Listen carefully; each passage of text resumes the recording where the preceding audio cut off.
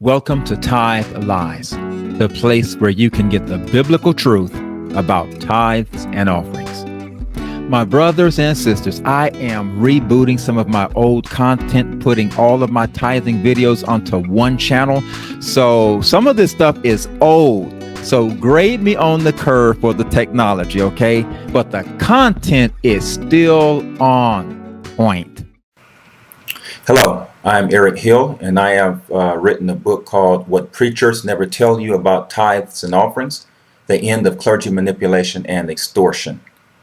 This teaching is called The 10% Gross Tithe is Grosser Than You Think. Now, here's why I say that. The 10% tithe is mandated from certain churches as a bill. Sometimes we're told that we're giving, but that's not giving. A gift is not something that is extracted from you or something that you give on account of threats or bribes. It's something you give free will from your heart because you can do it if you want to, and you don't have to if you don't want to, with no repercussions. The tithe is not like that. The tithe has a built-in curse. Okay, so this thing here is a bill. And what I want to talk about here is the fact that the 10% tithe of your gross is grosser than you think. 10% of your gross is actually 12.5% of your net. And here's why I say that. And I'm just going to use a figure here that we can all follow without too much complication. Let's say you get $1,000. Okay, 10% is $100. Preacher says, give me $100. You don't have a choice in the matter. If you don't want to be cursed, if you want to be blessed, give me that $100. I'll make sure God gets it. But the truth of the matter is, you don't have $1,000. The $1,000 you get, the government lays claim to, let's just say, a reasonable amount, 20%. $200 of that money belongs to the government. That leaves you with $800. Now, your preacher, because he has a vision, he has things he wants to do, salaries to pay, places to go, bills to pay. So he wants as much money from you as he can get. So he says, give me the money off the top. You owe God from the gross, because that's what's yours. Yet the government says that's not yours. 20% of that is ours. Now, how do we know this is true? Well, the moment you stop paying that 20% to the government, guess what's going to happen? You're about to go into a prison ministry. Yeah. The IRS is going to call you to serve God from behind bars because you followed your preacher's advice.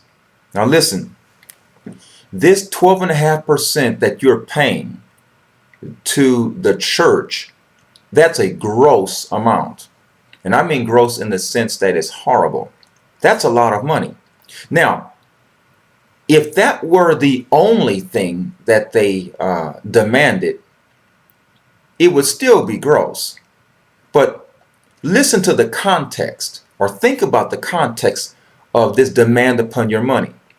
Not only does the government demand 20%, but there are some other demands upon your money that you really have little control over. And some of them you have no control over. Let's just quickly go through this list. Do you have a car? It costs money to maintain that car. I don't care if it's a new car or an old car. You have to pay to maintain it. Now, that's really not an option if you want to keep driving and not be put off on the side of the road. What about gas in the car? You need gas? Well, how much leeway do you have to negotiate the price of gas? I mean, you're not like the Flintstones where you can just pick up your car and just run on the street. You need gas. That costs money. What about car insurance? Car insurance is not only a necessity, it's a demand from the state. You have to have it.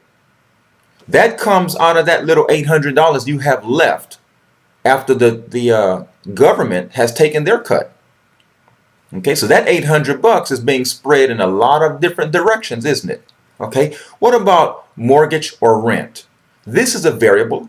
You can live in a castle or you can live in a shack. But no matter where you live, there's mortgage and rent. Or you could always just live under a bridge. What about health insurance bills?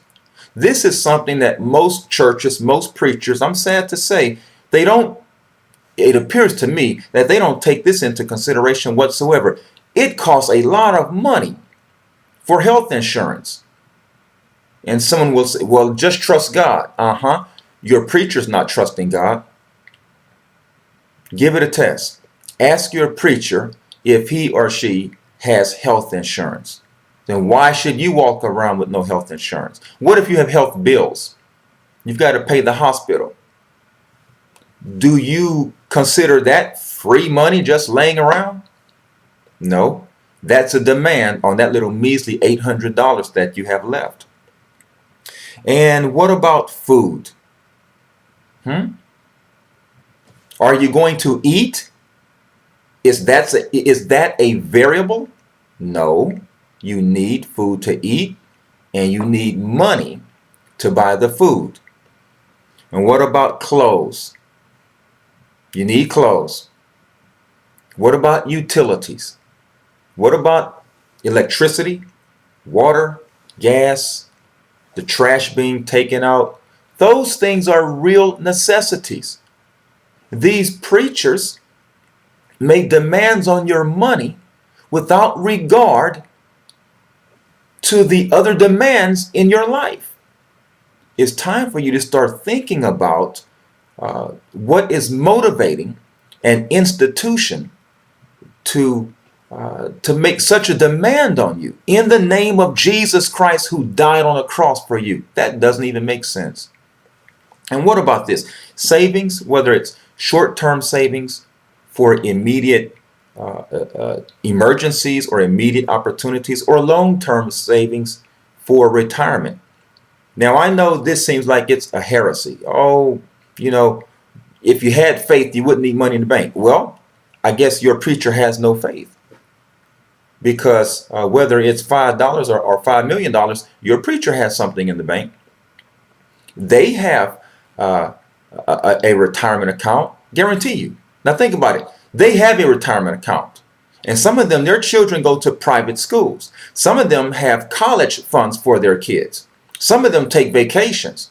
Here you are paying 12.5% of your income to someone who is living life much better than you are in many cases.